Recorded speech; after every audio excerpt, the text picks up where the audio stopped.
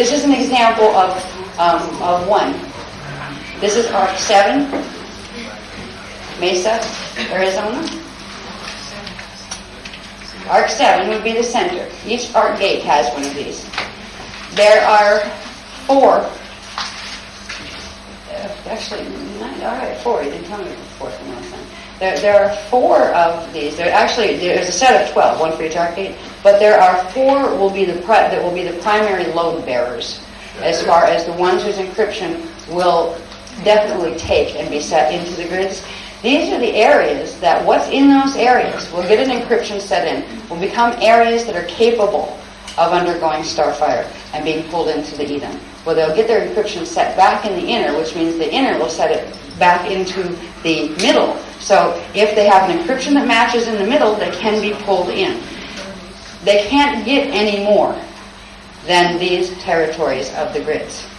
All right? And not every space within those circles will hold, the encryption will hold, but they will be these are the safe zone maps that we've talked about before, that if it comes to worst case scenario and evac and things, these places will be the ones. This is just showing the outside circles around them. Right? I don't think I'm going there anytime soon. They'll kill me at this point, probably. Anyway, we have the books of them with all the locations, like all the coordinates and stuff. Les, Addis, and Wilbur have worked really hard, especially Wilbur. He's done like all of the research and actually wrote a program with his computer so to be able to figure these things out. But it's so people know where locations are in the event that you need them. And the main gates they said if some of them don't make it, as far as the grids here just collapse on them or something, the ones that will make it will be 7 first, because it plugs. We'll show you in I think the 4th workshop. We'll show you how that plugs right into the Akasha level pillars. So 7 will hold, and 11 and 12 will be the definite ones that will make it through. 12, however, it has to stabilize, because right now there's actually things that have to do with the Shasta trip and with the Tellus gate that has to do with these vortices and the wormholes and things that need to be done. That we'll see if 12, when it's going to be, let's say, a good place to be frequency-wise. We have been asked to move from where we were sitting on a main access point to it. We've been asked to move, like get our bodies out of there by the Shasta workshop, which is, what is that? I can't even remember what it is. That's May, right, Doc? Yeah. Right. So we are moving. We just rented a chicken coop in Arizona. Oh, good. Oh, I call it a chicken coop because it's a lovely, supposed to be house, but I guess it is freestanding, but you could never tell because the neighbors are like 2 inches away and you can watch their TV from our upstairs hall. And it's about 1 million miles away from everywhere, except the neighbors. In this little cluster that is sprung up like some kind of ancient desert city emerged out of the sand. That was kind of weird. I should have aimed for Scottsdale, but I didn't. Anyway, this is showing you the configuration of the hub cluster, or the arc hub cluster gate. Right? These are the gates. The main gate center is here. They are quite large, the area that they cover. There are certain main areas. Now remember that one. Right there. No, the one with the 144. Yeah. Put that out there with it just to remind them what it is, please. Remember this? Right? They kind of work that way. Yeah. So, yeah, each one. Yeah. Yeah, so you would have 144 times 12. 728 keys. Yeah, ish. I don't think I would have done this one before. This will real quick if we asked her to go do that one. But we don't need to go that far, is what it comes down to. If anybody wants to try to approximate it, there's enough coordinates, that are plotted accurately in the books that, in case you want to know, should I buy the house there or there? Maybe it's a good time to go on vacation. When is that gate activated? We also have a list that we'll have for you for the by the fourth workshop. We'll have that shows you when the cluster gate activation cycles are undergoing in response to when the hub pulses are releasing from the hubs. So this is the beginning. What's going to happen once these are activated, and there's a whole bunch of interesting stuff that's going to happen with these, I can tell. They're going to have a set of interface gate systems. Everything from paintings on walls to sculptures that stand there and turn into something else, including holes that lead back to here. Right? All of the other gates are going to be rerouted into these and into 11 and 12 to create a support system network. All right, so at least some of the encryption of the others will get in. We would be given warning if there was going to be a gate collapse as far as any of the other ones. So right now they are all considered safe zones. This is the beginning. These will phase. There will be a certain point in time where, just like a monad phases, these gates will phase. They will pull the shields, the part of the planetary shields that are connected to these areas, the imprint of it, together.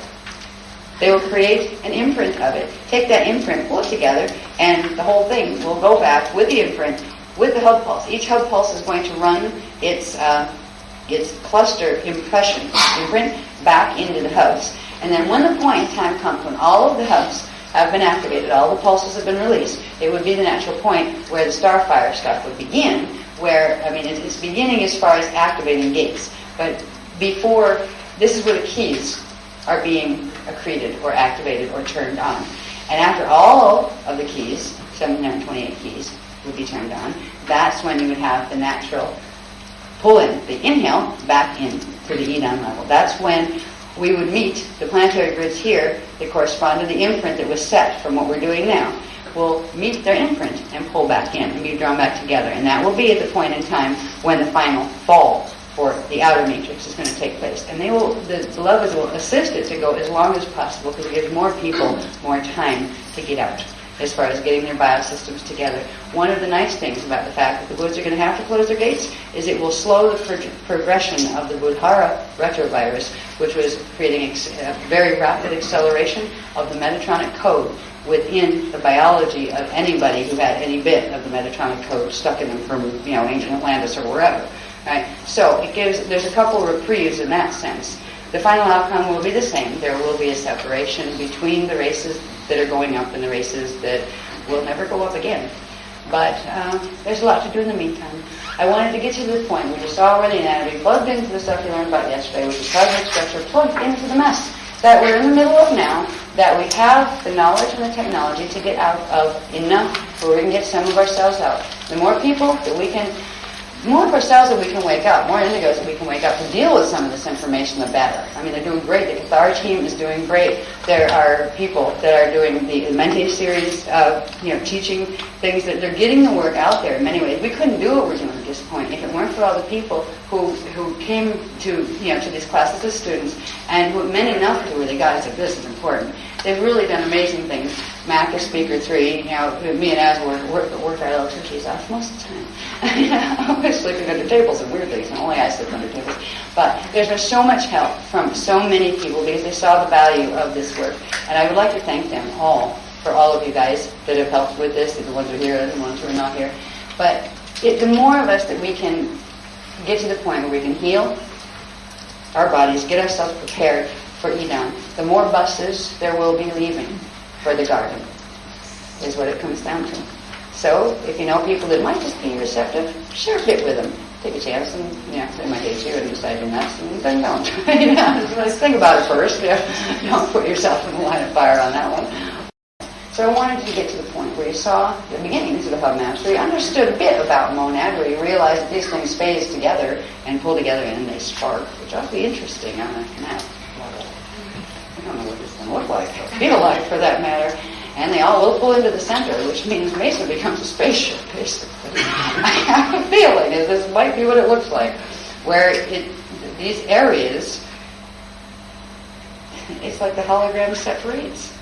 And part of the areas that can hold the base 12 will hold the encryption, and when the time comes, and I think it will be all, it's going to be scary if it's all at the same time. Like I said, the DNA might fire, it'll get fixed progressively, right, your DNA. until the firing point when the separation occurs. If that's all at one time, I really wonder what it's going to look like for the ones who are staying here, because that's an awful lot of frequency flowing through the grids at once. And it's going to happen one way or the other. They are pulling it. With the Buddhara have started. They've already got the graviton going. It's going to fall now. It won't fall Buddhara. It'll fall into its own. And it will create its own self-contained quarantine as what's called a Cal light unit. It will not be a Shona unit, which is a Metatronic mess of taking Cal units that are already fallen and or making them fall and then squishing them together in their own light. It will fall sovereign. But that can't be prevented. Nothing they can do at this point will prevent it. So anyway, I wanted to let you know basically the scope of around things. Hopefully, I can hardly wait till tomorrow, because we have work to do tomorrow. Some of you have felt guided. It is tomorrow. I'm sorry about that. Oh dear, it's 3. Anyway, I didn't want to cut you short on hours or anything. I'll just shut up now.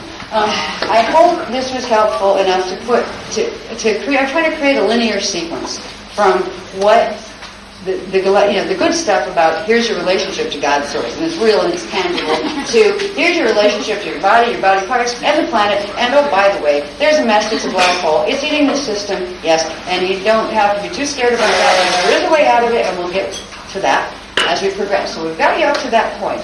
There's a line that I'm trying to keep of understanding that will take the people who have been here a long time and the people who are just coming in into a place where might have missed some detail there, but at least it sounds pretty coherent. Okay, I think I get it. Boy, there's a lot of detail, isn't there? What is it you learn most? All right, that's the point we need to get at, because we need to start really getting functional, actually. RashaReishA body training is going to begin the function phase, where we're going to be taught some really interesting stuff. And astral projection is going to look like kindergarten, nursery school. All right?